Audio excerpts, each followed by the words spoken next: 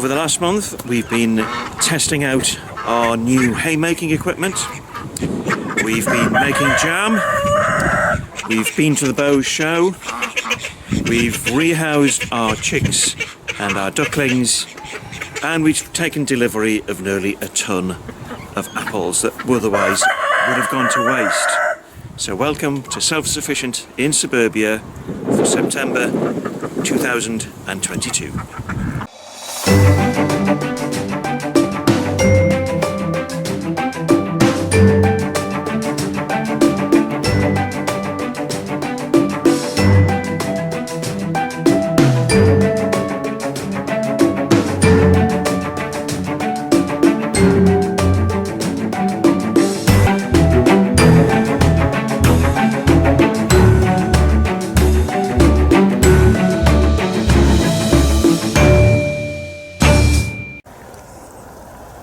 This is our main hayfield that was cut in July, and that was when we had the heat wave.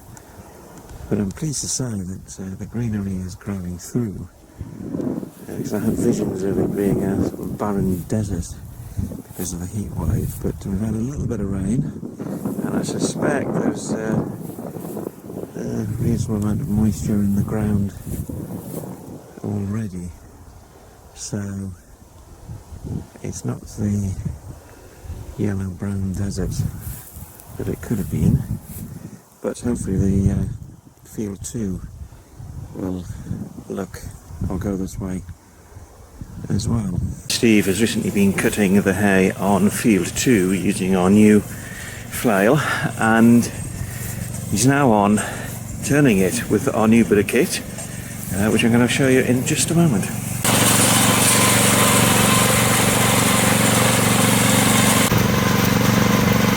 So this is the field 2 on our farm, and this one wasn't cut by the contractor who came in July, and we left it, and it obviously it can't just be there forever, but as you can see, Steve has cut the bottom third of the field, and he's doing a great job. So we're using our new bit of kit to turn it and put it all into rows, just like this. Now we're not going to bang this lot, but we're going to have a go at building some hay ricks instead.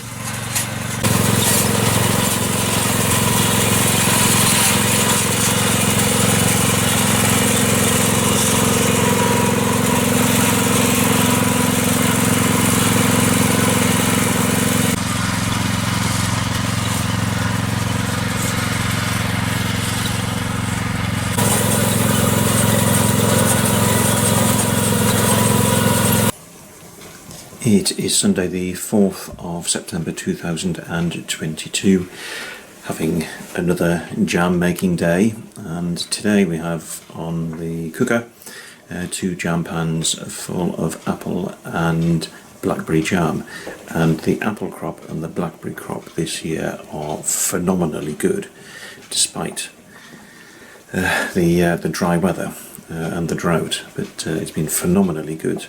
Still loads out there to pick. Blackberries for us are quite early this year.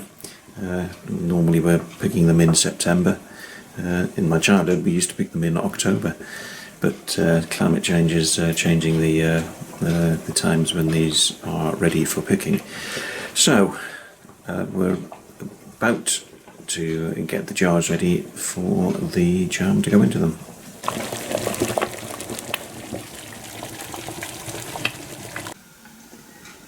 So jam is now made, and that's 17 jars of blackberry and apple jam. We're at the Bow Show.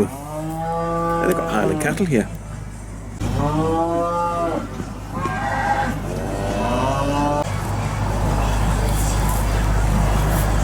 These are absolutely beautiful animals.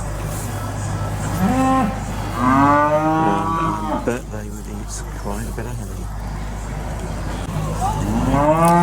Well, we've never kept cattle before, and before now we've never thought of keeping cattle. But, this is getting me thinking about the issue.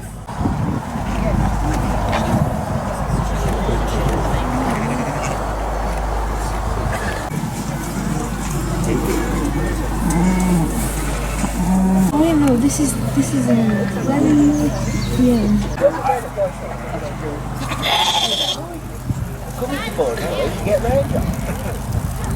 When it's bad weather, they say I also we do quad bike. The Bow Show is the one show each year that we attend where we actually go in for the competitions. So we've been making pies and jams and flans and all sorts. And they've all been put into the exhibition tent, and that is now closed and won't be opened up until 1 o'clock when the judging will finish. So interesting to see how we get on this year.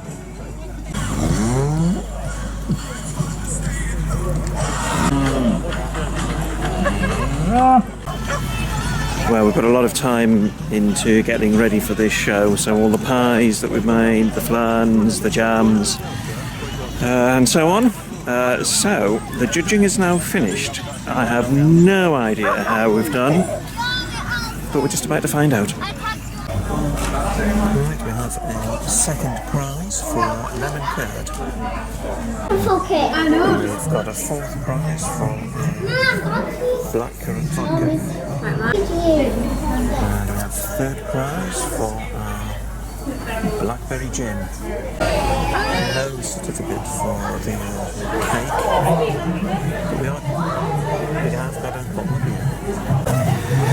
Well, I'm slightly disappointed that my game pie didn't win anything, but we got a number of other certificates and a number of other prizes, so that makes me happy, and it's kept up a 100% record since we first started coming here in 2011. We have won something every year. Back in July we had 5 ducklings hatch, and we have been raising them in a cage in our back garden. If you've never kept ducklings before, the one thing that will catch you out is just how quickly they grow. You blink and they double in size. So the 5 ducklings have outgrown their cage in our back garden, so we ummed and ahed about where we'd move them to, looked at various options, and in the end we decided to put them in the run where we keep our white leghorn chickens. So this is the white leghorn run. It's got cockerel and one of the hens and 5 chicks, white leghorn chicks, but we also have one, well I say chick, they're young birds, but we've also got Buff Orpington, who decided she was going to move into here rather than being in the next door cage, which is where we keep the Buff Orpington. So she was quite happy and settled with these birds because she was raised with them, so it's family to her. So it's, as you can see, it's a reasonable size run. We've got a hen house in the middle, reasonable size, so plenty of space in here, which was what we had run out of in the back garden. Well, I've put the ducklings in the hen house, so can't really see much at the moment, and they're sticking in the dark corner there, as you'd expect. They'll be a bit nervous about a new place, but they'll gradually overcome that and hopefully emerge sometime soon. Well, it's a couple of hours later now, and there we are, up and about.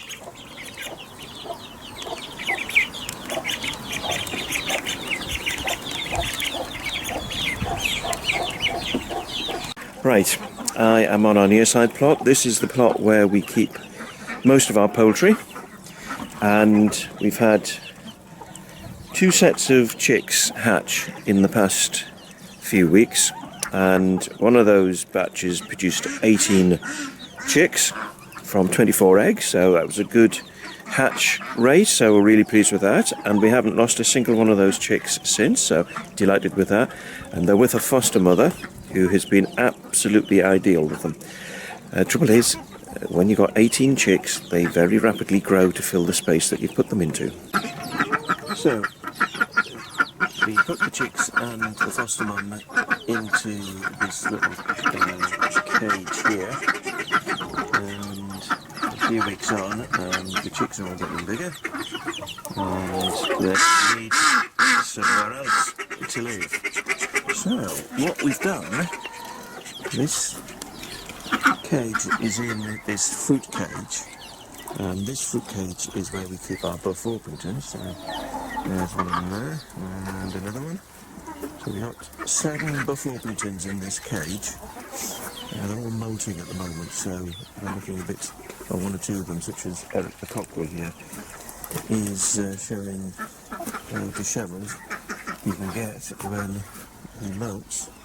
But as you can see, around the edge of the fruit cage, we've put this skirting board. As you can see, we've got this wire netting on, and the thing about wire netting is it corrodes and degrades where it comes into contact with the soil. So we've had to put this skirting on because a lot of the wire netting had just worn away, and the skirting should keep the chicks in. So what I'm going to do now is simply let the hen and the chicks out. They will hopefully take to this new space. Now, the thing we've got to watch out for is that a hen that is looking after chicks can be quite aggressive to other hens as well. After all, she's got all her babies to protect. So I just got to watch out for that. I hope that they'll all settle down quite quickly. And the chicks are already making their way out.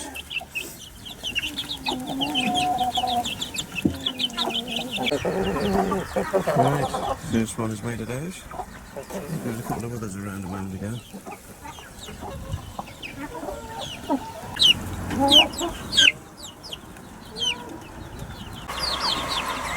It's now about 3 hours since we let the chicken and the chicks out of the chick run, and as you can see, they are very much up and about.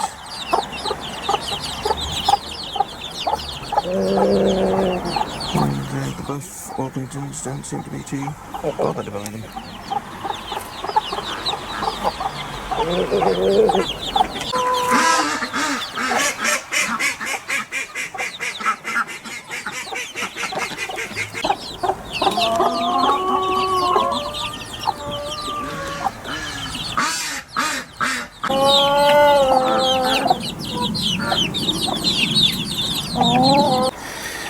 The chicks in the Buff Orpington run there are not the only ones that have been on the move today.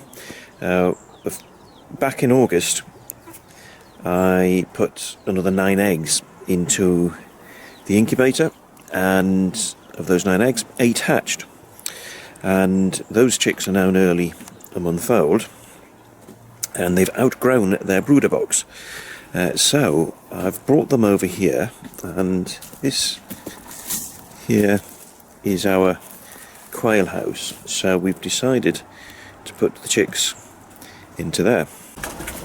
So about half an hour ago I brought this hutch in here and I put the chicks in there and kept the box closed, and I'm going to open it now, but this is just to get them used to being in here, and that this box is a place of refuge for them. But as you can see, there they are. So that's the chicks. So 8 out of 9 hatched, and that's them there. So we'll let them come out at their own pace, We've got about 20 quail in this run, and it's quite secure against predators as well because it's fully enclosed. It's got a roof on, it's got netting all the way around the sides, and it's got concrete base to it as well. So it's quite secure against rats and ferrets and all sorts of things getting into here. So we'll only keep the chicks in here for a few weeks. We'll be waiting for them to grow to be big enough to be able to go into the run with the Buff Orpingtons and the other chicks as well. So as I say, these chicks have been hand reared by us. They haven't been raised by a surrogate mother. One of them's come out already.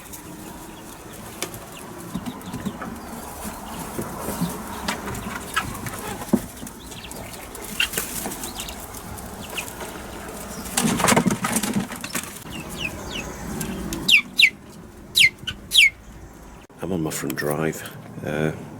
Reason being, I have spent today collecting in loads of apples and pears from people living locally who grow them in their back gardens and end up every summer with a massive surplus of fruit. They don't want to throw it away.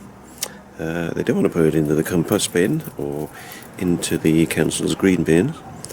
They want to use for something much more directly useful, so they give it to me, so I can feed it as well. When we started this project off, it was feed for the goats. Now it's feed for the poultry. We've been collecting in the apples now for a few weeks, but today it just generated a huge supply of fruit, and there's more in the car as well. Now, in return for the fruit, we give people jars of jam. It's our way of saying thank you, and it's nice to encourage people to swap their surplus. So what will happen now is that some of this will go into store for the winter. The bashed and bruised fruit will be used reasonably soon to be fed to the poultry. We don't need it so much for the goats now because on our new farm we've got a lot of grazing for them, and we have 840 bales of hay, so we got plenty of feed to get the goats through the winter. But all of this here, this fruit, is great for the poultry. It keeps down our poultry feed bills, and it's a good use of what would otherwise be a waste that people would have thrown out. Down on our farm at the moment, and the reason is because we are sorting out all the apples that people have swapped with us. We think we've collected about a ton or thereabouts of apples. Now, it used to be that we collected them for feed for the goats. We don't need to worry about that now because we've got 800 bales of hay and lots of grazing for them, so they're fine. But what we're doing is using the apples for chicken and duck feed, and we wanted to try and get as much of this, as much as a supply as possible to keep us going for as long as possible through the winter. So we're starting to put them into storage, and we use these bread baskets, which we've had for years, really useful for storing apples. But what we're also doing is sorting out the monkey ones. So, as you can see, this is a bucket of rather grotty ones that aren't going to last much longer, so these will be fed to the poultry over the next few days. So, these are some more of the manky ones, ready to go back home, and that's a bag waiting to go into storage, and then in the back of the pickup we've still got sacks of apples there to add to the other sacks that we've got elsewhere. Of course, the storage unit is in the goat paddock, and of course, the moment the goats spotted that with apples on the go, then they became very interested in us.